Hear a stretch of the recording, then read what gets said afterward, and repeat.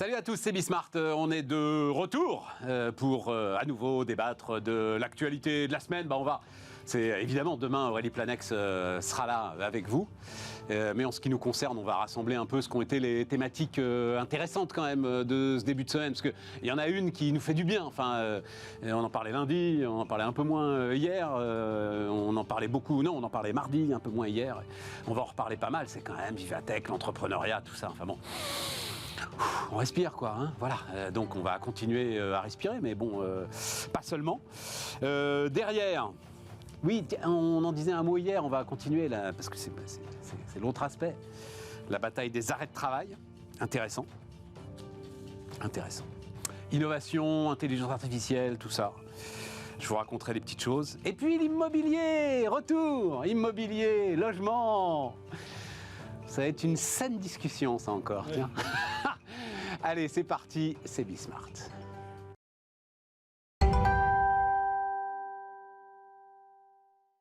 Autour de la table, Nicolas Doucerin. Salut Nicolas. Salut Stéphane. Fondateur de Valumen. Stéphane Van Nuffel.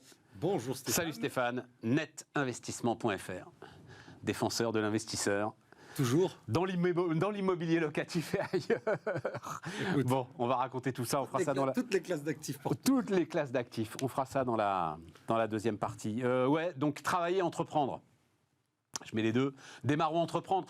Je vais vous remettre. Alors, on avait démarré la semaine mardi, en fait, avec ça. Et la très intéressante interview de Nicolas Julia, donc le fondateur de Sorare, dans Les Échos. La France, donc, est un paradis pour entreprendre. Je vous le disais, il met en avant l'environnement politique, les talents, l'écosystème de financement qu'il juge performant dans l'ambition internationale qu'il donne aux entrepreneurs, même si il y a un petit trou dans la raquette sur les hauts niveaux de financement et qu'il regrette que le marché boursier ne soit pas... alors à l'échelle européenne ou en tout cas avec plus de profondeur pour permettre un développement plus important des entreprises. Bon, la France un paradis pour entreprendre. Messieurs les entrepreneurs, les deux entrepreneurs qui avaient entrepris en plus sur des secteurs différents, donc c'est ça qui est intéressant. Hein, Si tu veux, moi je vais commencer parce que d'abord c'est un message qui est toujours positif, donc ça fait du bien lorsque tu lis comme ça qu'un entrepreneur qui réussit plutôt sur des choses innovantes, des nouvelles façons, c'est de l'entertainment, c'est du loisir, c'est des choses un peu différenciantes de ce à quoi on est habitué, et finalement son analyse est assez pragmatique, et ça me rappelle un peu ce qu'avait fait Xavier Niel, parce qu'il avait surpris son monde quelque temps, alors que tout le monde se plaignait, surtout sur des tailles d'entreprise comme Iliad Free. Lui avait dit, non, finalement, si on creuse un peu le truc, et qu'on a un modèle, ou qu'on veut donner un modèle à son entreprise, la France n'est pas pire qu'ailleurs, voire même a des atouts. Il avait dit paradis fiscal, Xavier Niel. C'est là où paradis fiscal. C'est là où moi je m'étais un petit peu écarté pour ETI et grands groupes. Voilà. Non, pour entrepreneurs. Non, c'est pas si simple que ça, et a fortiori pour entrepreneur familial qui veut partir ou qui veut vendre, etc., c'est pas si simple. C'est un paradis fiscal. Si tu as des gens, et j'en connais des gens très bien, qui peuvent t'accompagner dans l'utilisation de ces mécaniques. Et c'est là où la taille d'Iliad lui permettait de faire comme Total à l'international, ce qu'on appelle, le gros mot, optimisation fiscale. En fait, le monde est un paradis fiscal parce qu'il y a toujours une loi de contrainte et une loi de détente. Maintenant, pour revenir sur Julia, ce qui est très intéressant, et il faut le féliciter, son modèle, son besoin, c'est ce qu'il défend par rapport à ça, par rapport à son paradis. Tu vois, la profondeur de la bourse européenne, c'est très bien dans le besoin qu'il a de grandir et lui-même d'internationaliser les marchés sportifs, e-sportifs qu'il veut mettre dans son entreprise. Là, il est en train de négocier avec les grands marchés sportifs américains, la NBA, etc. Et donc, il lui faut à ce moment-là des moyens. Et pour ne pas se faire absorber par les majors et les ligues américaines, qu'elles soient ligues normales ou e-ligues, je le fais très simple pour nos auditeurs, il a besoin d'avoir des investisseurs plus puissants. Donc, forcément, le marché français, le financement franco-français, il suffira pas, y compris, et il le rappelle très bien, sur le haut du panier, où là, on n'arrive plus à accompagner. En France, on a deux problèmes. C'est le early stage, c'est-à-dire le démarrage. J'ai un projet sur le papier. L'amorçage, en français, voilà. Tu ne peux pas dire que tu as un problème sur l'amorçage, Stéphane. Le vrai amorçage, c'est-à-dire tu peux trouver 50 000 balles pour lancer ton petit projet start-up et machin, etc. Dès que ta boîte n'a pas encore dépassé le demi-million ou le million de chiffre d'affaires, Il y a un creux, il y a un vrai creux. Il y a un creux sur quoi? Sur quel niveau de financement? Aujourd'hui, les banques d'affaires, 1-2 millions d'euros? le private equity n'y va pas. Ils y vont pas, c'est trop petit, ça coûte trop cher en due diligence. Donc, il y a... Entre ce qu'on appelle le love money, voilà donc tu disais 50 000 balles, copains, voilà. Oui, ou alors des... C'est là où il y a les business angels, et on les félicite, on les remercie. Je dis pas que c'est impossible, je dis juste... Et le vrai décollage. C'est plus compliqué. Il y a un vrai problème là-dessus, et puis il y a un vrai problème, Nicolas le disait indirectement, quand tu bascules de grosses PME vers ETI, vers boîte internationale, quand tu as un service ou un produit à dégager à l'international. Alors il y a la COFAS, il y a plein d'outils qui peuvent te permettre de t'aider, mais c'est très très compliqué, et donc je trouve que sa remarque est très juste, et elle fait du bien en disant on va arrêter de se plaindre, on va se dire qu'il faut entreprendre, il y a des cerveaux, il y a des moyens, et puis si on se rend compte qu'à un moment donné on n'a plus la taille, c'est pas le libéral qui va dire le contraire, c'est triste, mais on sera financé par des pays européens ou par une bourse européenne, et puis s'il faut continuer à se faire financer par des Américains ou par des Chinois, tant qu'on n'aura pas compris la leçon, malheureusement, ce sera le cas. Mais tant qu'on aura des jeunes types comme ça, qui secouent tout ça, avec les nouvelles technologies de demain, ou en tout cas les nouvelles technologies du loisir de demain, c'est les nouvelles générations qui vont le suivre et ça va changer. On va espérer. Je te donne la parole, Nicolas, mais je maintiens, parce que c'était devant moi qu'il le disait, que quand Xavier Niel parlait de paradis fiscal, il parlait de paradis fiscal pour les jeunes entrepreneurs. Et je peux d'autant plus te raconter la scène que j'étais tellement désarçonné, c'est-à-dire, tu sais très bien, le gars dit ça, tu sais très bien que tous les gens qui sont en train de t'écouter sont en train de tomber de leur chaise et d'hurler, mais comment il peut dire ça? Et toi, tu te dis, c'est quand même Xavier Niel, quoi, il sait de quoi il parle. Et puis, tu n'as franchement pas les arguments, les outils pour aller le contester sur ce terrain-là. Donc, lui, il maintient. En gros, ce qu'il disait, c'était il y a 10 ans. Est-ce que c'est encore vrai? Je t'écoute. C'était il y a 10 ans. Lui disait, en gros, en France, si ton business est valable, parce qu'effectivement, il n'y a sans doute pas de quoi financer des canards boiteux. Oui. Mais si ton business est valable, tu trouves tout l'argent dont tu as besoin. Ce n'est pas vrai qu'une entreprise valable et qu'une idée valable ne peut pas être financée en France. Voilà ce que disait Xavier Niel. Il y a 10 ans. Sur une partie en particulier, qui était le crédit impôt recherche, oui, il en parlait beaucoup. Pour moi, ce n'est pas un paradis fiscal, c'est une subvention. Évidemment, quand tu démarres avec un projet qui est viable dans la santé, dans la petite enfance... Enfin, c'était plus jeune entreprise. Non, mais alors ça me permet, voilà. Puisque je l'ai reçu là. Donc, j'en parlais avec Nicolas avant qu'on démarre. On a fait l'interview Isabelle Bérébi, je me souviens plus de son prénom, pardon, Madame Bérébi. On a fait l'interview de celle qui donc a monté ce cabinet qui s'appelle Ether, qui va d'une certaine manière te donner raison, parce que qu'est-ce qu'ils font, Ether? Eh ben, ils aident les entrepreneurs à aller chercher la subvention pour l'innovation. Voilà. Ça veut dire que c'est tellement complexe qu'il faut des gars pour t'aiguiller au sein de cette espèce d'incroyable zone industrielle. Non, mais on a le temps de toute façon. Est-ce que tu as vu déjà la complication pour un jeune ou un moins jeune? Moi, je l'ai vécu avec quelqu'un dans mon environnement que j'aime beaucoup, qui est moins jeune, qui s'est lancé dans une activité d'auto-entreprise. C'est pas si simple. Demander l'aide d'exonération la première année parce que tu as un métier artistique, enfin, c'est pas simple, c'est pas si simple. Évidemment, si tu creuses, que tu scrolles sur le site de l'URSSAF, qui est finalement bien fait au final, et que tu as l'habitude, comme moi, d'aller fouiner à droite à gauche pour optimiser ceci, cela. Mais c'est vrai que tu vas y passer 2-3 heures. Voilà, on est d'accord. Quand tu n'es pas quelqu'un qui arrive du fiscal, du juridique, qui n'a pas fait une école de commerce comme nous, tu vois, évidemment, ça va être beaucoup plus compliqué. Donc, restons sur du positif. C'est hyper bien, on sait où sont les trous, tu as utilisé le mot, on sait où sont les trous, maintenant, essayons de trouver des solutions pour les combler. Nicolas? Oui. Alors moi, je partage. Je pense qu'entreprendre en France, aujourd'hui, on a une chance assez exceptionnelle. D'abord, sur le plan purement juridique, c'est très simple de créer une société. Moi, je le répète, j'ai créé Valumène sur mon site internet le 31 décembre au soir. Le 2 janvier, j'avais mon cabis. Ça fonctionne. Je ne dis pas que ça fonctionne partout, je dis que ça fonctionne. Le deuxième élément, c'est le financement. On a parfaitement raison. Je dirais qu'on a une petite lacune, c'est qu'on a beaucoup trop de financement.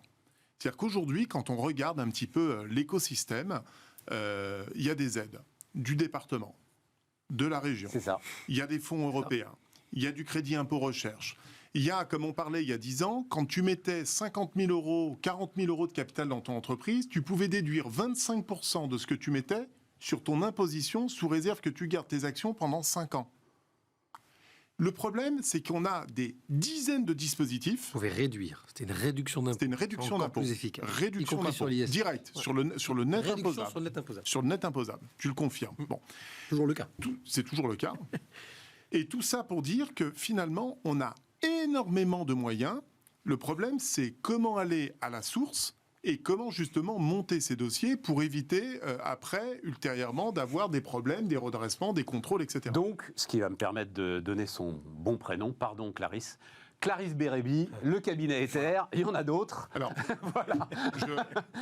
je salue Clarisse d'ailleurs parce qu'on peut pas lui reprocher ça. Moi, je suis limite choqué qu'on en soit quand même à créer des cabinets. C'est ce dont on a parlé. Ouais. Parce que le système est tellement complexe qu'on va utiliser une partie de l'argent public, qu'on va redonner indirectement d'ailleurs à des cabinets, parce qu'ils vont faire toute la démarche administrative, juridique, fiscale et autres pour récupérer de la subvention. Exactement. Ça montre à quel point on est tombé en termes de complexité. Mais je reconnais une chose, on a un pays fantastique, vraiment fantastique. On a quand même globalement une qualité d'ingénieurs, de jeunes étudiants, d'écoles de commerce de très très bon niveau, avec encore des mathématiciens de très bon niveau. Je parle notamment pour la tech, qui est un sujet où les Américains d'ailleurs nous absorbent une grande partie de nos talents et de nos cerveaux sur ce sujet-là. On a la chance d'avoir du financement. On est au cœur de l'Europe, on a un écosystème qui est extrêmement favorable, et là-dessus, je suis suffisamment critique parfois sur le gouvernement, je reconnais une chose, c'est que la stabilité sur le plan fiscal qu'on a maintenant depuis 7-8 ans, qui a été de réduire l'impôt sur les sociétés, d'avoir une stabilité, donc de la visibilité pour un entrepreneur, on est dans un écosystème qui est extrêmement favorable, et je pense que créer en France, c'est une chance considérable aujourd'hui. Bon, bah voilà. De toute façon, créer est une chance considérable. Bien sûr. À quelque moment que ce soit. C'est vrai. quand même génial de pouvoir créer d'abord une entreprise et créer son propre emploi, et on en parlait la dernière fois, et créer des emplois futurs. Donc ça, c'est quand même hyper intéressant. Et après, le cadre fiscal, bon, on préférerait toujours qu'il soit meilleur. Après, c'est plus les aberrations qui sont compliquées. Bon, après, créer, c'est bien, mais c'est... Non, j'allais prendre une image inappropriée. Non, c'est après que ça se dégrade. Non, mais je suis intervenu auprès d'étudiants qui me demandaient après 10-15 ans quel est le truc les plus aberrants qu'on ait pu rencontrer en ayant créé du digital. Moi, j'ai un Ironman géant dans mes bureaux, donc forcément ils sont arrivés, ils se sont dit il est cool. Et le premier truc que je leur ai parlé, c'est les impôts de production. Alors ça, ils ramaient parce qu'ils avaient 22 ans.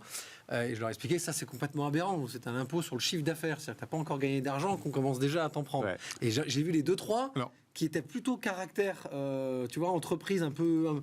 et ils ont dit, ah oui, ça peut aller jusque-là. Et ils n'ont pas du tout conscience de ce qu'il y a dans la partie immergée. De l'iceberg. Tu crées une entreprise, le premier courrier que tu reçois en tant qu'entrepreneur, c'est l'URSSAF qui te dit, on va déjà commencer par vous prendre 2500 balles, et puis après, on va voir.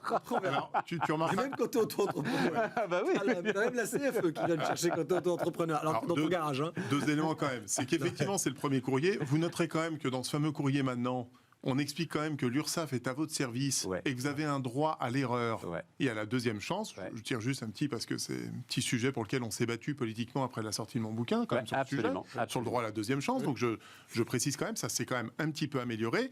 Non, le vrai sujet par contre, auquel on est confronté aujourd'hui, c'est un problème de ressources humaines.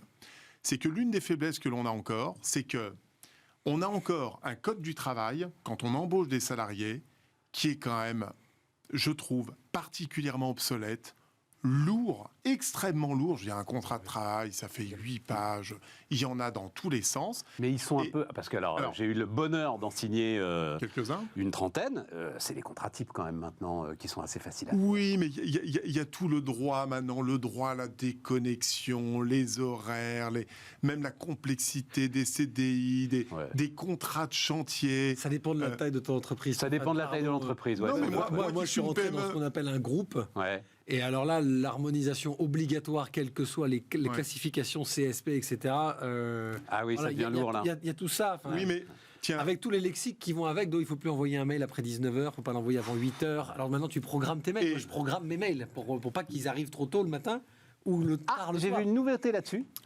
Nouveauté là-dessus, je ne sais pas si dans la signature... Pardon, je te redonne dans la signature d'un mail, J'envoie ce mail à l'heure qui me convient. Cela ne veut pas dire que vous vous sentiez obligé d'y répondre. D'y répondre, oui, bah voilà. Ouais. Je ne sais pas si c'est légal, mais j'ai trouvé ça malin. C'est exceptionnel. Vas-y, Nicolas.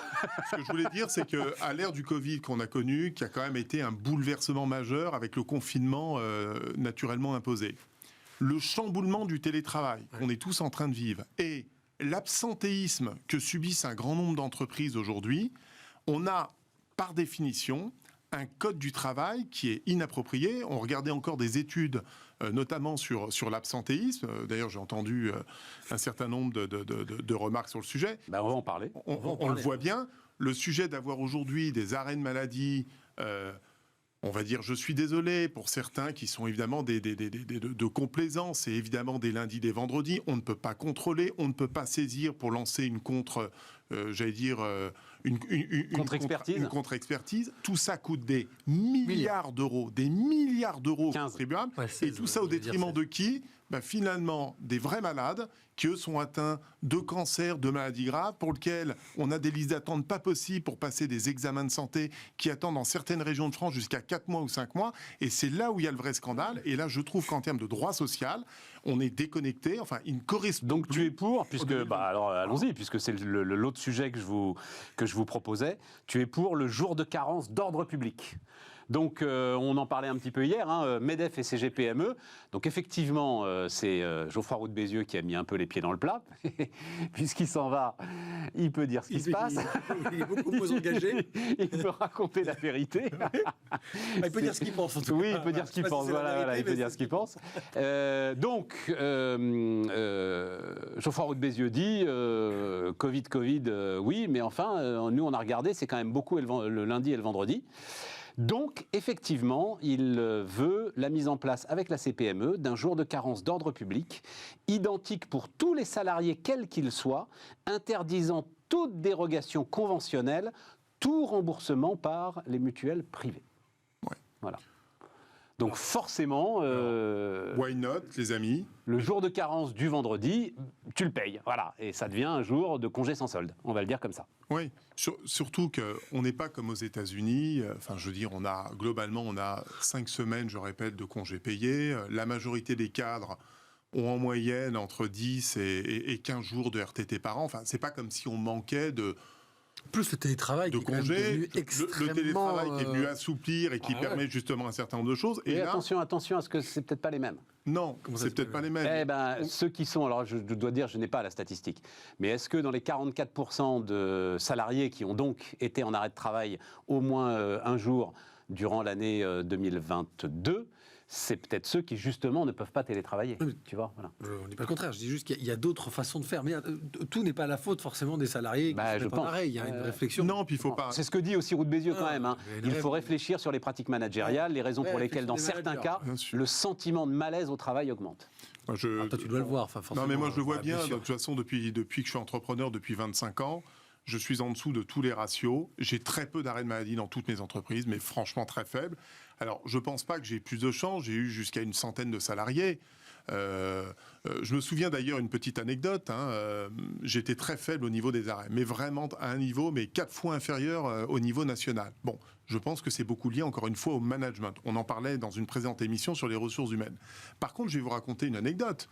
On avait la chance d'avoir une excellente mutuelle que j'avais négociée pour mes salariés, qui était l'une des meilleures mutuelles qu'on ait eues. Or, j'ai en tant que dirigeant le bilan en fin d'année entre les recettes et les dépenses. Et mon courtier vient me voir et me dit « Écoute Nicolas, on a un très gros problème. Les dépenses ont progressé de 80%. Voilà. On est en fort déficit. On n'a pas d'autre choix que d'augmenter de... c'était 8,5 ou 9,5% la prime cette année. » J'étais furieux. Je dis « Je ne comprends pas, je n'ai pas d'arrêt de maladie. Qu'est-ce qui se passe ?» Et là, j'ai découvert la supercherie. La supercherie, c'était quoi ? C'est qu'à l'époque, tu pouvais te faire des lunettes chez ton opticien. On était à ce moment-là déplafonné. Un petit salarié malin a dit, vous savez que vous pouvez vous faire des lunettes de vue puis de soleil, vous allez chez votre opticien, il vous fait la double facture, etc. Il a filé l'info à tous les salariés de l'entreprise, qui sont tous des cadres, globalement, dans mon ancienne entreprise, et des Bac+5, je précise. Et c'est comme ça qu'on est parti dans un déficit pas possible. J'ai réuni tout ce petit monde, je peux vous dire que je leur ai fait l'éducation, j'aurais expliqué ce que c'était que le but d'avoir une mutuelle, j'aurais expliqué ce que c'était que d'avoir une très grave maladie, et que le système qui était en place, il était fait pour aider ceux qui étaient atteints de cancer, de graves maladies. Et là, il devait y avoir une solidarité nationale. Et que l'argent qu'on reversait à l'ensemble des organismes devait aider ces gens-là, d'autant plus qu'on a une assistante qui est décédée d'un cancer. En plus, c'est un sujet... Attends, Nicolas, je me permets de te contester là-dessus. Bah non. La grave maladie, elle n'est pas du ressort des mutuelles, pour le coup. La grave maladie, elle est totalement prise en charge par la Sécu. Non, alors oui. Les mutuelles, et c'est bien le sujet, c'est les dentistes et les lunettes. Hein. Alors, tu as raison en partie. Sur le cœur, tu as parfaitement raison. Par contre, avoir ta chambre individuelle... Non, mais oui, c'était ça le sujet. On parle de cadre... Mon assistante est comme ça. Elle a pu bénéficier d'une chambre individuelle, d'être dans meilleures conditions, etc. C'est la mutuelle qui a payé toute cette différence. Et j'étais plus choqué par le fait qu'on détourne un système. C'est sous prétexte qu'on paye une mutuelle à un bon niveau, on a le droit à tous les services et on abuse du système. Ça a été inspirationnel, ça, Nicolas. Après, c'est presque un autre sujet. Tu sais que le salarié n'est pas le seul à avoir cette idée brillante. Hein. Il y a aussi quelqu'un derrière qui lui fait une double facturation et qui lui vend. Mais voilà, les opticiens. Non, mais bien sûr. Les arrêts de complaisance dont parle. Non, à un moment donné, il va pas poser le problème sur la table. Pourquoi est-ce qu'on ne peut pas contrôler ces médecins? Pourquoi est-ce qu'on ne peut pas contrôler ces médecins? L'arrêt de complaisance derrière. Attends, juste sur les mutuelles, un mot, parce que pour le coup, c'est un sujet que je connais bien. C'est un des mystères, en fait, de notre système. Enfin, un des mystères, non. C'est-à-dire que les mutuelles se font la guerre sur les remboursements de frais d'optique.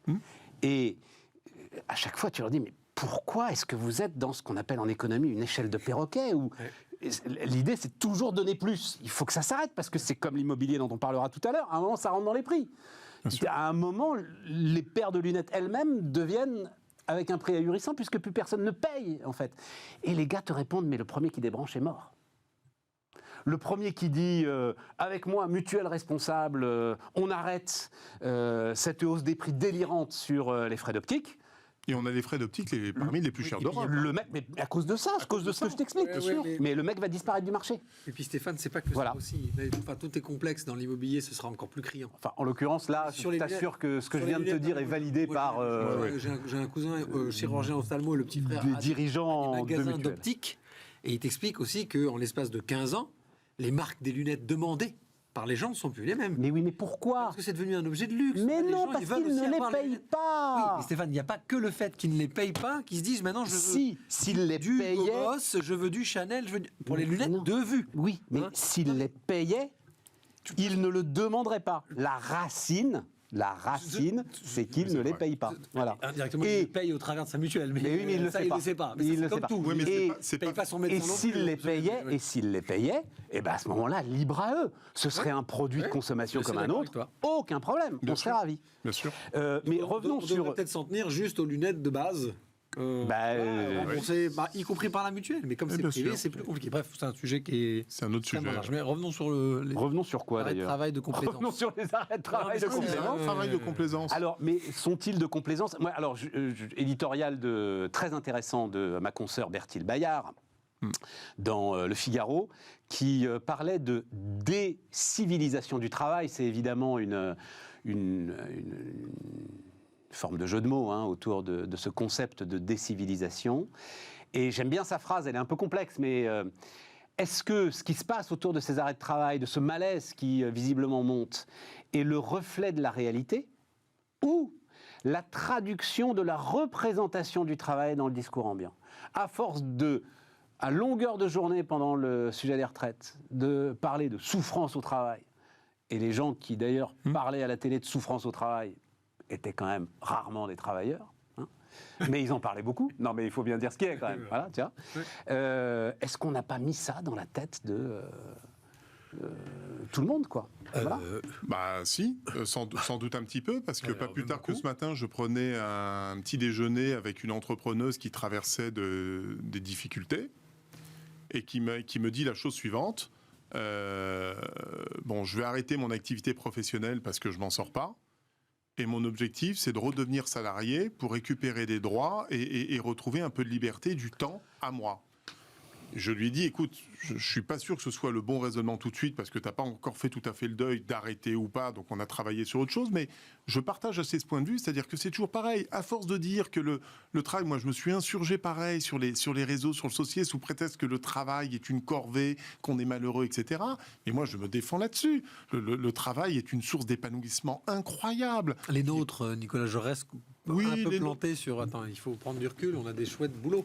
Il y a des gens, ils ont un boulot qu'ils subissent. Je sais Et pas. ce qui est Moi, quand j'étais intéressant salarié vendeur dans l'automobile, j'adorais mon métier, Stéphane. Je suis désolé. Moi, j'ai commencé à 18 ans. C'est funky d'être vendeur dans l'automobile. Tu vois, c'est quand même. Je sais pas. Moi, j'adorais mon métier. J'aimais la vente. J'aimais le contact des gens. J'ai découvert des gens qui sont Nicolas, devenus des amis, des relations. Les mecs sur les marchés qui se lèvent hyper tôt, qui bossent comme des chiens, la grande majorité vont te dire qu'ils adorent leur boulot. C'est pas eux qui vont parler. Regarde, Emmanuel Macron, il adore son boulot. Lui, évidemment, parce qu'il a commencé, il a remis une couche. Tu vois, donc c'est qu'il a insisté. Ce qui est hyper intéressant dans l'article sur la décivilisation, c'est qu'elle parle bien d'un mouvement là qui s'est fait. Alors, c'est de la rhétorique. Le métier, le travail était une contrainte. C'est devenu une souffrance. Et là, c'est fondamental. Pour moi, je me suis dit, alors attends, prise de recul de manager, contrainte, oui, pour tous les trucs, les boulots pas drôles. Tu as des boulots alimentaires. Quand c'est alimentaire, très difficile de trouver quand tu fais logisticien, quand tu fais les 3-8 chez PSA, des boulons. Bon, t'aimes les voitures, mais c'est moins sympa que de changer les roues de Lewis Hamilton sur un circuit. C'est le même métier, mais il est moins sympa. Là, ça, c'était de la contrainte. Pour moi, c'est de l'alimentaire. Là, on sent de la souffrance. Et je disais, le groupe qui nous a racheté, je discutais un peu avec les services RH sur le télétravail, l'aménagement, etc. Et en fait, il y a un vrai gros mouvement de ça.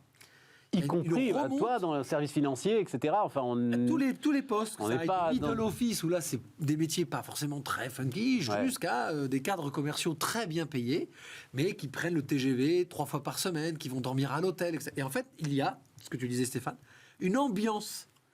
Tu vois, où finalement on s'interroge tous sur le sens finalement du travail, et c'est peut-être ça qui est intéressant à revoir. Tu vois, et c'est peut-être pour ça que le télétravail a eu une telle importance, et on est en train de se rendre compte, ça fait pchit, mais parce que les gens se sont dit, tiens, c'est une nouvelle façon peut-être de travailler en donnant du sens au temps que je donne au travail par rapport à ma vie privée. Je peux, moi, par contre, confirmer... Un mot, et il faut qu'on marque une Je chose. confirme un point qui est par rapport à l'article. Elle indique d'ailleurs dans son article qu'il y a de plus en plus d'indépendants, ce qu'on appelle de freelancing. Et c'est vrai que moi, au niveau de mon activité de management de transition, l'un des premiers critères sur les primo-accédants, je ne parle pas des managers de transition aguerris qui font ça depuis 8 ans, c'est le fait d'avoir cette liberté de mener des missions, de stopper, de s'arrêter 3 mois, puis de pouvoir reprendre. Et ça, c'est vrai, je le ressens sur les primo-accédants, c'est l'un des premiers critères qu'ils évoquent, c'est de pouvoir faire ça. Bon, à l'arrivée, je voulais quand même parce que à l'arrivée, c'est quand même une productivité qui recule. Et je voulais juste quand même remettre... Oh bah non. La petite image. Bah si. Ah ça fait mal. Eh oui, c'est l'image qui fait mal, mais que nous avait apporté Étienne Vasmer. Je ne sais pas si vous vous souvenez. Alors, allez écouter son interview sur le déclin. Il faut bien parler d'une forme de déclin de notre production. On est aujourd'hui complètement décroché, notamment par rapport aux États-Unis. Bon, l'ensemble de cette... et la Suisse. Et la Suisse, l'ensemble de cette discussion, de ces discours, de ces sujets. Le PIB, vont pas nous permettre de faire remonter. C'est du volume. C'est par tête. Le PIB par habitant, c'est du volume. Il faut faire attention. C'est un calcul de richesse brute sur le nombre d'habitants. Donc ça fait. Mais Stéphane, c'est toujours Alors, tu vas aller. Le moindre loyer à Genève est à 3 800 balles. Donc, tu as l'air plus riche quand tu es suisse. Mais... Stéphane, c'est tout le problème. Tu vas aller écouter cette interview d'Étienne Vasmer, où quand tu vois cette courbe, je suis désolé si vous nous écoutez en podcast, je ne peux pas vous la décrire. Quand tu vois cette courbe, tu demandes à Étienne, donc économiste, tu demandes à Étienne, mais pourquoi on n'en parle pas plus? Et Étienne te dit, parce que justement, on vit en parité de pouvoir d'achat. Et donc, finalement, ce déclin, quand tu restes en France, tu le vis pas. Non. C'est ça. Simplement, c'est ta puissance qui est en train, petit à petit, de baisser, de s'étioler. C'est ton épargne qui perd de sa valeur. Et c'est le début de notre discussion. C'est des entrepreneurs qui, en fait, ont d'une certaine manière de plus en plus de mal à se financer quand il faut qu'ils se comparent avec ceux qui ne sont pas en parité de pouvoir d'achat avec toi. Voilà. Non, c'est un pur sujet, mais un sujet masqué.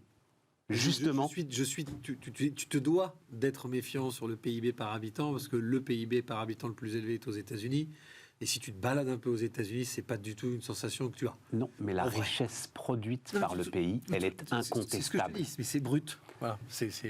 L'important, c'est quand même d'avoir une notion du ruissellement réel. Mais... Oui, mais il est incontestable, Incontestable. qu'il y a 20 ans, nous produisions autant de richesses que les Américains. Et il est incontestable qu'aujourd'hui, ils On en en produit produisent beaucoup, 80% de c'est ça. plus. C'est ça. 80% de plus. Oui. C'est pas que- l'épaisseur du trait, mais tu alors, comprends? je veux dire, si tu prends le top 10 des entreprises Voilà. de toute façon qui créent des marges, C'est pas l'épaisseur du la trait. moitié est américaine. On marque une pause.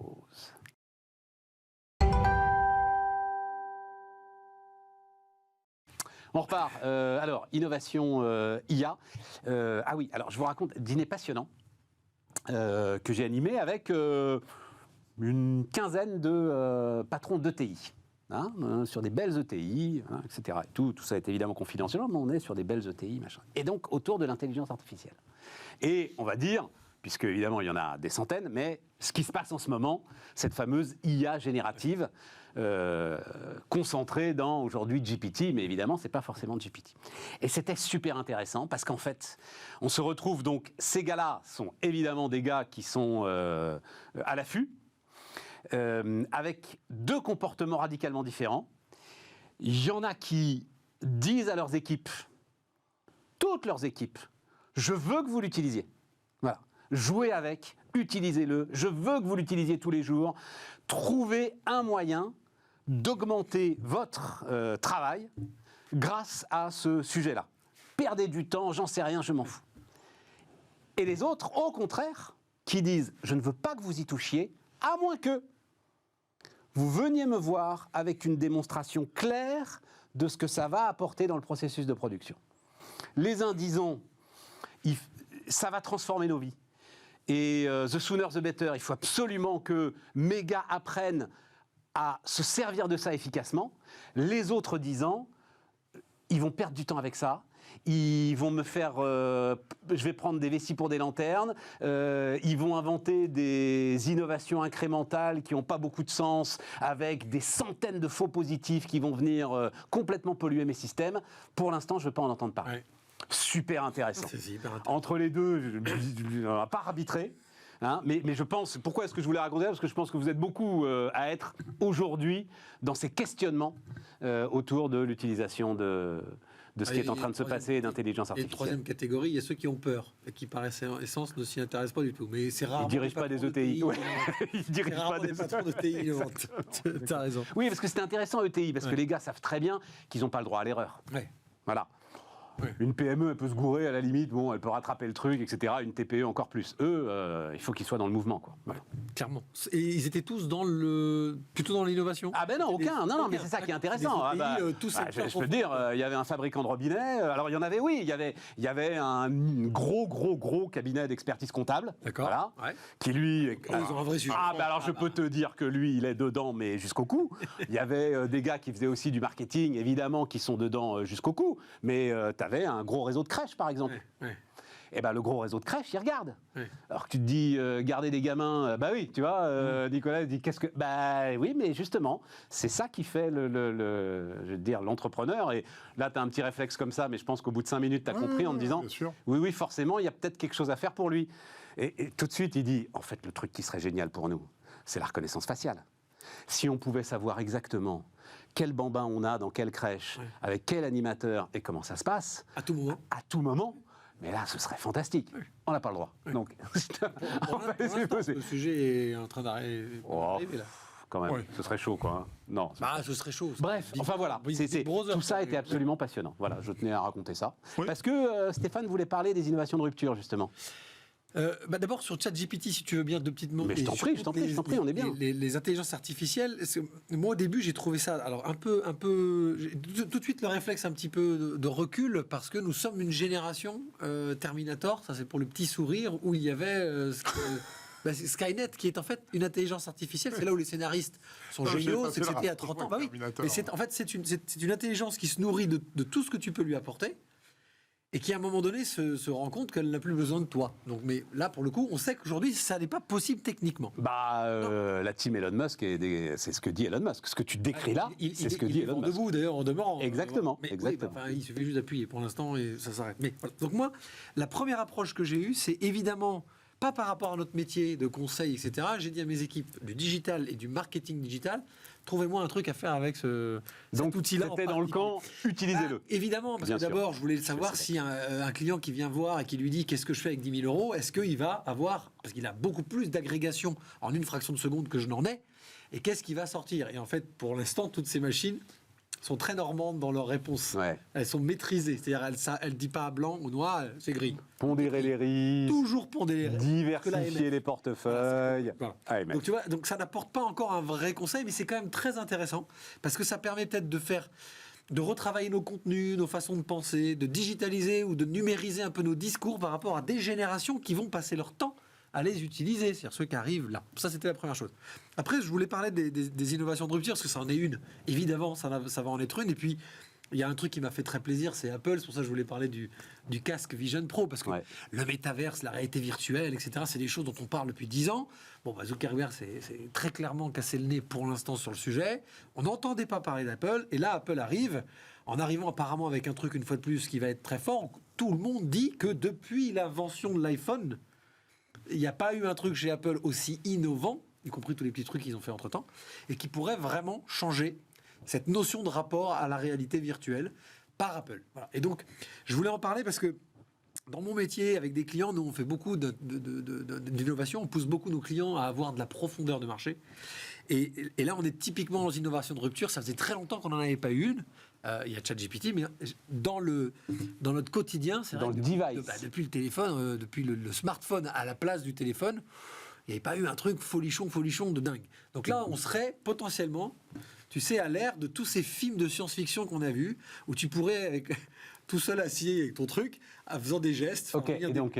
Non, c'était juste pour dire, il y a des vraies opportunités là quand il y a une innovation de rupture. Mais ça me permettait aussi de parler des autres innovations, les innovations de remplacement. Parce que moi, j'aime beaucoup les innovations de remplacement.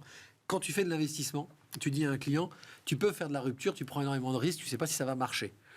En revanche, il y a des innovations qui sont des innovations d'adaptation de ton modèle à la modernité.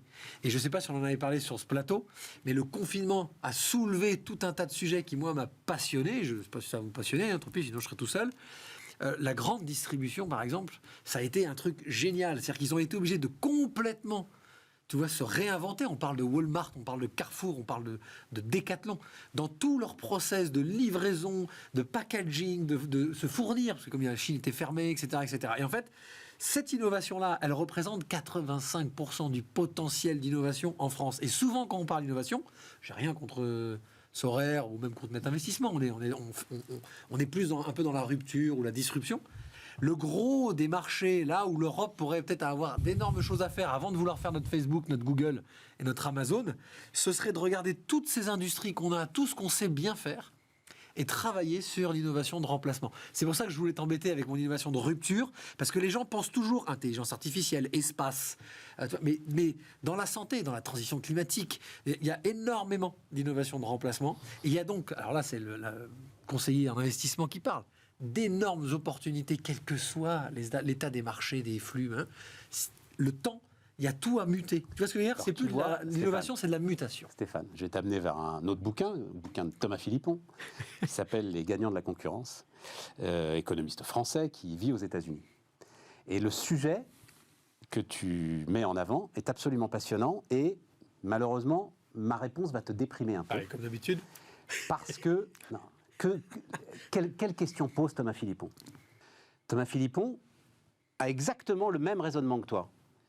Pourquoi est-ce que ça n'est pas la grande distribution française qui a tout inventé, qui n'a pas inventé Amazon ? Oui. La suite de la grande distribution française, c'est Amazon. Pourquoi ? Pourquoi est-ce que ce n'est pas l'automobile allemande qui a tout inventé, qui n'a pas inventé Tesla ? La suite de l'automobile allemande, c'est Tesla. Pourquoi est-ce que ça, c'est aux États-Unis ? Pourquoi est-ce que ces innovations de remplacement... inventées.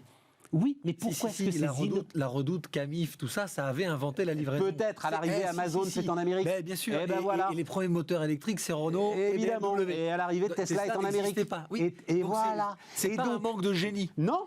C'est juste non. On revient sur ce de prise de risque. de thunes. Non, Il n'y a non, pas de secret, c'est un non, manque d'argent. non. Bah. Mais non, c'est nos... SpaceX va écraser Non. le marché de l'espace uniquement parce que la Ce NASA sont nos a envoyé... capitalistes, Stéphane. C'est notre capitalisme de On connivence. revient à ça. parce que Évidemment, c'est Pompidou. Voilà, c'est notre c'est les capitalisme cercles. de Ouais, ouais, ouais. connivence Ça va avec. qui s'installe Ça va avec. et qui tue l'innovation. Ça va avec. Mais C'est-à-dire c'est que- ça tu le as raison. moteur. C'est le Et capitalisme. l'Amérique a va pas. cette force Ouais, de ouais, ouais. défoncer D'accord. en fait la connivence. On dit la même chose, Voilà. Stéphane, de façon Et différente, mais on dit la même juste, chose. je finis. Oui. Ce que dit Thomas Philippon, il dit ce qui est en train de se passer là, c'est pour ça qu'il appelle ça les gagnants de la concurrence. Ce qui est en train de se passer en ce moment, c'est que l'Amérique est en train de s'européaniser. Et que, en fait, et son explication, c'est le financement des campagnes électorales, la concurrence est en train de s'affaiblir aux États-Unis et le capitalisme de connivence est en train de s'installer aux États-Unis. Attention, dit-il, les Européens, parce qu'on a un petit discours. Peut-être que vous partagez. Oh, l'Europe a fait trop de place à la concurrence. L'Europe a trop privilégié la concurrence. Il faut absolument revenir à une Europe puissance, à une Europe industrielle, à une Europe qui concentre les marchés. Non, non, non. Si Alstom est aujourd'hui le leader mondial du ferroviaire, c'est peut-être parce que Mme Vestager, qui a pourtant été vouée aux gémonies, a refusé que Alstom se marie avec Siemens. Parce que sinon, tu aurais eu, en fait, un espèce de conglomérat qui... Oui, qui aurait été européen. Exactement, et aurait ainsi aurait installé... Airbus est un excellent. Voilà. Tu vois, ça, c'est super intéressant. Mais la réalité, mais c'est pas de la c'est que réalité. l'automobile, Pas le contraire. La réalité, Tesla est américain et Amazon est américain. La réalité, c'est la puissance financière. C'est cette espèce de fantasme que les gens ont que l'État américain est Non. un État ultra-libéral par des agences qu'on ne connaît même pas en France, parce qu'elles sont non pas fédérales, mais étatiques, par des banques locales que seuls les Allemands et les Américains ont, qu'on n'a pas en France, qui ne sont pas régulées par les banques centrales. Ils arrivent à financer tout. Tout. Je ne suis pas Mieux d'accord que avec nous. toi. Non, ce n'est pas une question de financement. Et je finis, Thomas, qu'est-ce qu'il est en train de dire? Et on le vit en direct, nous. Qu'est-ce que le prochain grand ratage, en fait, pour la France? C'est l'agriculture. C'est l'industrie agroalimentaire. Et qu'est-ce qu'on vit là, pendant que l'Amérique est en train d'inventer l'agriculture du 21e siècle? Nous, on a des gars là qui cassent les serres, qui arrachent les salades, on interdit les OGM. Tu vois, le risque, la culture du risque, voilà. Alors, pour une fois, là, je suis complètement d'accord avec Stéphane. Je pense que Lequel? J'avais compris que c'était avec lui. Hein, Non, le boss. Ouais, non, parce que tu m'as regardé, j'ai compris. Non, je suis complètement d'accord. Et moi, ce qui m'a frappé, je n'ai plus le titre précis, mais quand tu regardes la presse aujourd'hui, tu regardes l'Europe s'exprimer. Elle est sur la défensive sur tous les sujets. Tout ce qui intéresse l'Europe aujourd'hui, c'est quoi? C'est de coller une amende à Google, coller une amende à Facebook, se protéger, se recroqueviller. C'est-à-dire, on n'est pas dans l'innovation, on n'est pas dans l'élaboration de nouveaux projets innovants, structurants, capables de devenir des leaders mondiaux. On est comment se protéger des autres, parce qu'on pense qu'en essayant de se protéger, on va protéger notre industrie. Le résultat, il est là. On est en train de s'appauvrir, on est en train de cramer de l'énergie, du temps considérable pour essayer d'élaborer des barrières, alors qu'on devrait consacrer ce temps, cette énergie et donc les moyens financiers derrière à élaborer des grands projets européens. Et là, je partage complètement. Moi, je suis frappé par cette Europe qui se recroqueville sur elle-même et qui est totalement impuissante. Voilà. Qui a peur. Qui a peur. Non, mais tu sais, Christian Saint-Etienne utilise toujours, et je ne partage pas toujours tout ce qu'il dit, mais là, dernièrement, il a fait un très bon papier sur l'absence totale en France, mais c'est très bien pour l'Europe, d'État stratège. En fait, on n'a pas choisi d'être des libéraux ou des protectionnistes. En fait, on n'a pas choisi. Il y a des sujets sur lesquels on va être hyper bon pour faire concurrence au monde, parce que technologiquement, on a la technologie, on a la puissance financière. Je redis, Airbus est arrivé à une taille où il y a une puissance financière, qu'elle soit européenne ou pas, elle fait la nique aux Chinois et elle fait la nique à Boeing. Parce que c'est une énorme boîte qui a les moyens de se financer, qui n'est pas dans Mais me parle pas d'État stratège, enfin, non. Stéphane, le problème, c'est qu'on a... c'est pas comment possible. tu changes ça, Ce que alors tu racontais là, Apple, tu crois que c'est sorti du cerveau d'un fonctionnaire quelconque? Mais jamais de la vie. Tesla, c'est sorti du cerveau d'un fonctionnaire quelconque, jamais de la vie. Même Carlos Ghosn, quand en 2008, il dit l'avenir de l'automobile sera électrique, c'est pas un fonctionnaire qui dit ça, jamais, jamais. Pas toi, pas un État stratège. Non, c'est pas ce que je dis, Stéphane. Il faut juste avoir l'amour du risque. Voilà, Et donc, à un moment donné, où est-ce que tu situes le rôle Et donc, régalien de tu te fais l'État perdre. dans le risque, dans les normes? Vous parlez de normes de protection de douane. C'est là où je te dis, on n'a pas un État stratège. L'État, il en fait autorise le d'un moins côté- possible. On autorise l'Espagne et la Pologne à acheter des avions qui ne sont pas construits par des constructeurs européens, alors qu'on subventionne les constructeurs aéronautiques Le européens. rôle de Il y a un truc qui va l'État, pas. Stéphane, Donc on le c'est fait. le même depuis, je crois que c'était les marchands de Bordeaux, devant Turgot. Laissez-nous faire. Oui, bah, ouais, mais non, Laissez-les oui, mais- faire, mais bien sûr. peut pas- Après, t'as la loi, t'as le régalien, t'as tout ce que tu veux, mais laissez-les Tu sais faire. très bien que je suis un profond libéral. Bah, Je parle d'État stratège. Je dis que l'État doit faire son rôle. Il est un acteur économique. Il est malade. Le marché qui se libère, laissez-nous faire. On ne peut pas. Ça ne marche pas. Quand en face, tu pénètres parce que tu parlais de. On veut pénaliser Google, etc. Mais BNP, Société Générale, Deutsche Bank, à chaque fois qu'il y a un truc qui ne va pas aux États-Unis, ça se règle à coups de milliards. Ils leur mettent des pénalités. Il faut se rendre à l'évidence. L'État américain, il est ultra protectionniste aussi. Je parle même pas de l'autre superpuissance mondiale, qui est l'État chinois. Donc j'entends ce que vous voulez dire, mais on ne peut pas imaginer de se dire qu'il n'y a que l'Europe qui manque de risques. C'est Mais l'entrepreneur qui dit. quel est, Stéphane, le grand... Parce qu'on parle d'Airbus, au demeurant, c'est une fabuleuse réussite. Quel est le dernier grand projet européen des 10 dernières t'as pas- années qu'on a fait, franchement? C'est Non, pas- mais- mais non, mais enfin, pardon, mais bon, on va, enfin, en même temps, c'est une discussion passionnante. On peut continuer là-dessus, puis on parlera d'immobilier un autre jour. Mais vous vous gourez, les gars. C'est-à-dire, si effectivement vous attendez que la technostructure vous ponde quelque chose, ah, mais c'est de ça dont on crève. C'est pas la technostructure à un moment qui va faire Elon Musk. Oui, mais c'est pas la technostructure qui fait non, mais Facebook. c'est pas ce que je- C'est pas ce qu'on ça dit. le sujet. Non, mais là, Stéphane, Le sujet, c'est qu'il y a des Moi, je te entrepreneurs. parle de la BPI, moi. Je te parle pas de la technostructure où le mec va dire tiens, demain, c'est super de faire ça. ben Je voilà, parle de la BPI. BPI. Ben, Ah oui, mais c'est sans ça doute, qu'a hein. financé Oui, les alors, États-Unis. Stéphane, Elon Musk doit tout à la NASA. Soyons les gars. Tout. On connaît Les- tous les l'histoire premières par batteries électriques cœur. de Ça veut Tesla, rien c'était aussi dire. acheté par l'État. Mais on connaît tous l'histoire Eh par ben donc, cœur. ils ont tous eu ces aides-là. Et Donc, en fait, alors, le et pays Ariane Espace, ultra-libéral. ils ont eu quoi comme aide? Mais je dis pas le Et contraire. à l'arrivée, on va en lancer 2, il va en lancer 100. Mais- Et alors, mais- c'est quoi le sujet? Mais la différence, c'est la Bon, puissance bah, de arrêtons frappe. avec ça, arrêtons avec. Elon Musk doit tout à la Il NASA, ça revient- m'exaspère. Si, parce qu'en fait, il a plus d'argent. Je suis désolé, je reviens à mon point de départ. Non, il y a Mais plus d'argent. Mais non, il n'a pas plus d'argent, juste ça va plus vite. À un moment, on fait confiance. très bien, peut-être. À un moment, on dit ok, c'est toi qui vas le faire. Je suis d'accord. Quelle aujourd'hui agence d'État stratège confierait à une boîte privée existant depuis 5 ans l'idée de renvoyer des mecs sur la Lune? Oui, ça, on est Jamais, d'accord. Ça, personne. on est assez d'accord. Voilà, Ouais. Bon, en c'est même tout, temps, c'est jamais ça fait. le sujet, il n'y en a pas D'accord, d'autre. d'accord. Tu vois Ce que je voulais dire au niveau de l'Europe, je suis d'accord, c'est pas l'Europe qui doit évidemment décider des projets, des types d'entreprises à créer. C'est pas ce que je veux dire. C'est rendre tout le système favorable d'émancipation, de créativité, diversité, de financement, etc. C'est là où l'Europe doit jouer son rôle. Stratège. Mais oui, d'accord. Mais ça ne veut pas dire pilote. Mais si Stéphane, Non, c'est pas important. Tu sais, c'est l'image rendre que le prend terreau assez souvent favorable. notre voilà, c'est l'image que prend assez souvent notre ami Nicolas Dos. Je crois qu'il la doit à Bastia d'ailleurs. Hein, c'est un peu le sujet. C'est quoi le boulot? Oui. C'est de labourer la terre Oui. et ensuite de laisser travailler les jardiniers. Oui. Voilà. Ouais. Mais laboure la terre, effectivement. Et tu laisses bosser. Et laisse bosser les jardiniers. Ça n'empêche, ça n'enlève pas le régalien, ça n'enlève pas la capacité, et tu as parfaitement raison, mais on le fait nous aussi. Hein. Là aussi, autre interview passionnante, Laurent Cohen-Tanucci sur l'extraterritorialité des sanctions. On n'est pas les derniers à le faire. Voilà, on n'est pas les derniers à le faire. Et ça, c'est la stratégie. Pour moi, ça me choque. Voilà, mais la stratège, il a sa place. on est d'accord. Ça, c'est le rôle La CDC effectivement a de sa la place, puissance la publique. BPI a sa place. Ça, des gens c'est le qui rôle de savent la très bien puissance faire leur publique. métier. Mais derrière, tiens, Ok. par exemple, fais respecter la propriété privée. Et quand tu Voilà. as des gars qui viennent arracher des plants de salade innovantes dans des serres, bah là, tu joues ton rôle, oui, d'État. Le régalien, Voilà, bah oui. là-dessus, Voilà. quoi. Voilà. Voilà. Voilà. Moi, je pense qu'on peut C'est parler intéressant, immobilier parce hein. qu'on est bien chaud là. Non, tiens, ah bah non, ce qui va bien, regarde. Tiens, est-ce que, juste, c'est une petite image, parce qu'après, je ne saurais pas où la mettre, et puis, mais ça m'a frappé. Petite image sur le monde d'après. Sibylle va nous mettre ça, je ne sais pas si ça appelle des commentaires. C'était dans le même numéro des Échos, je ne sais plus quand c'était, lundi, mardi, en milieu de semaine.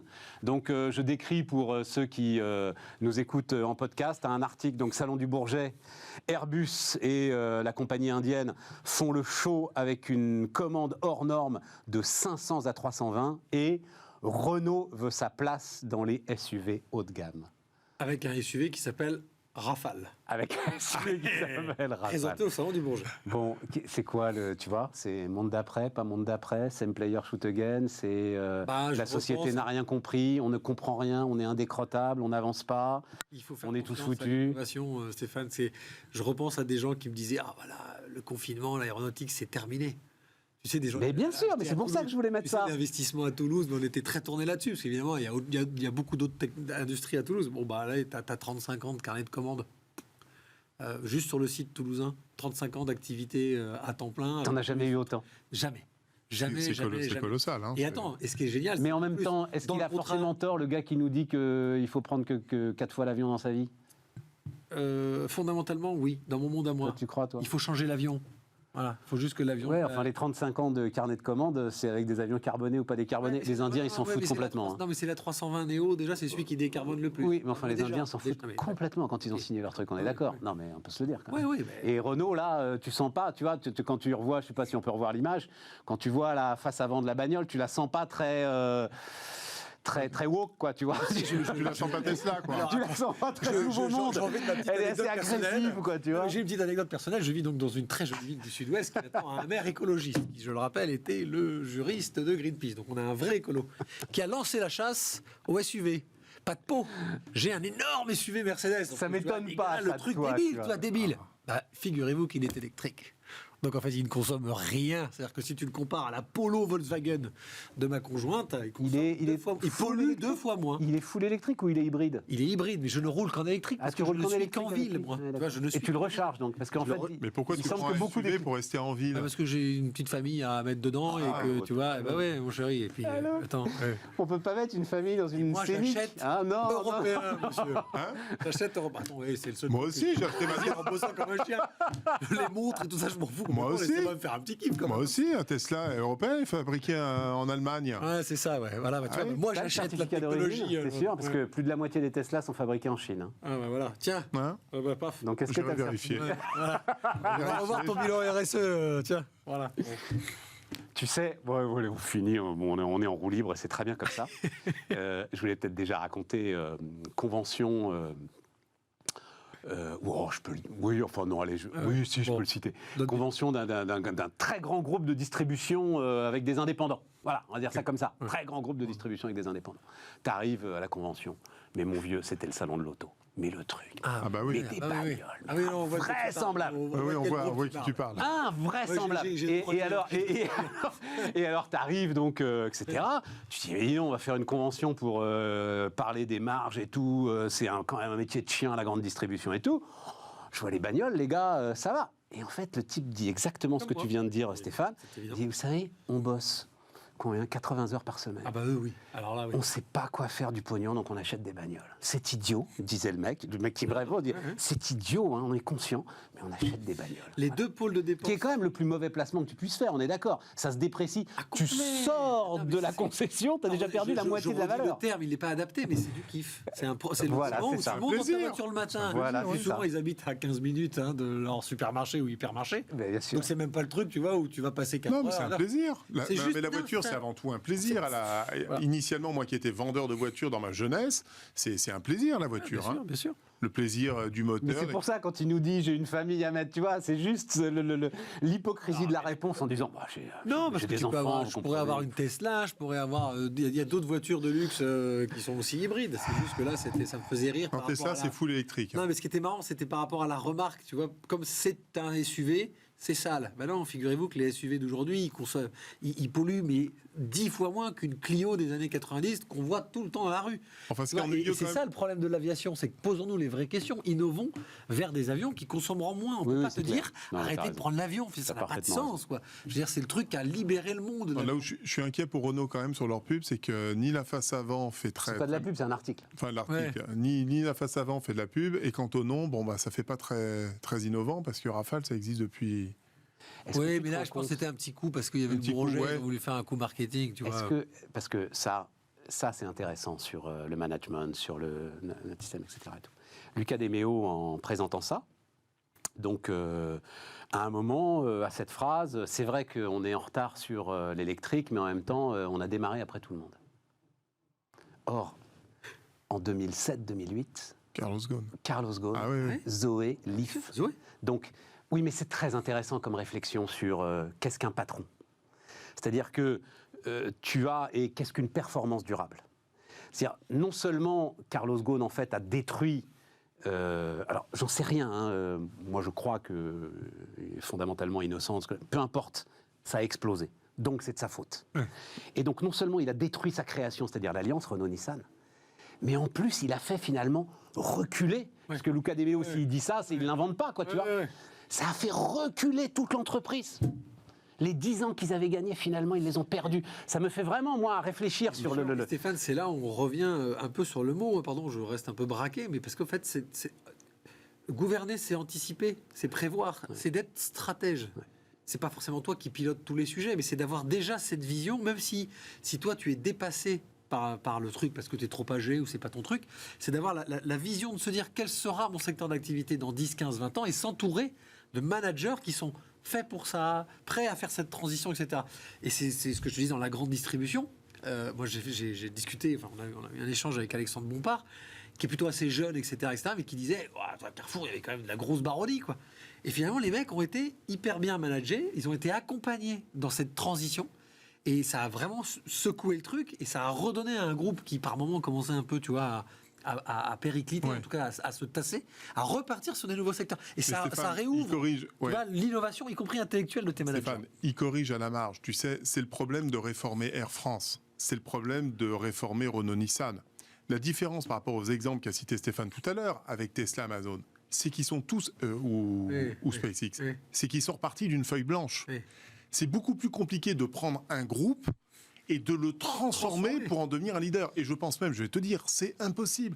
Parce que tu as un historique, parce que tu parles avec des coûts, évidemment, des savoir-faire, des compétences. Et transformer tout ça prend forcément beaucoup plus de temps que de repartir d'une feuille blanche. Et c'est peut-être là aussi l'une des solutions. Pourtant, tu vois, Nicolas, après, ça touche tout le monde.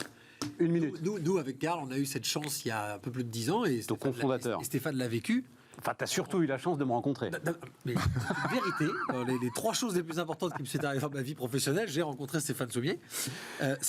On voulait faire un truc qui était aberrant. Enfin, même lui avait dit, tu vas détruire ton métier, quoi. Tu vois, on voulait digitaliser la relation commerciale, c'est-à-dire ne plus se voir, tout faire en visio. Mais c'est un coup de peau. On avait ce sentiment. Quand arrivent les confinements, est-ce que tu as vu à quelle vitesse tous nos clients, tous les gens qui disaient non mais moi je veux voir, moi je ne peux pas faire ci, tout le monde, les banques, tout le monde se sont mis à ce système et finalement tu fais les choses très bien. Ça a poussé les notaires à faire des signatures électroniques faciales. Bien sûr. La transition elle est vachement intéressante. Chaque crise est une opportunité. De toute façon. Chaque crise est une opportunité. Restez là-dessus. Ouais.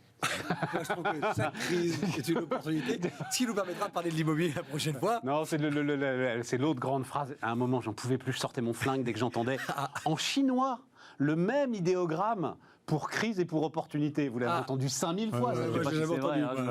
Voilà, tu le sauras. Il semble que ce soit le même idéogramme pour crise et opportunité. Mais qui t'a dit ça? Un tatoueur chinois Mais non, tu l'entendais à la télé tous les jours. On va vérifier. Ouais, vérifie pour moi parce que j'ai jamais vérifié. Voilà. Les amis, merci de nous avoir suivis. Merci. Pour ceux qui ont pu suivre ce qui a quand même été un grand foutoir cet après-midi. On se retrouve lundi et évidemment demain. Aurélie Planex est au rendez-vous de Bismart. Bonne soirée à vous.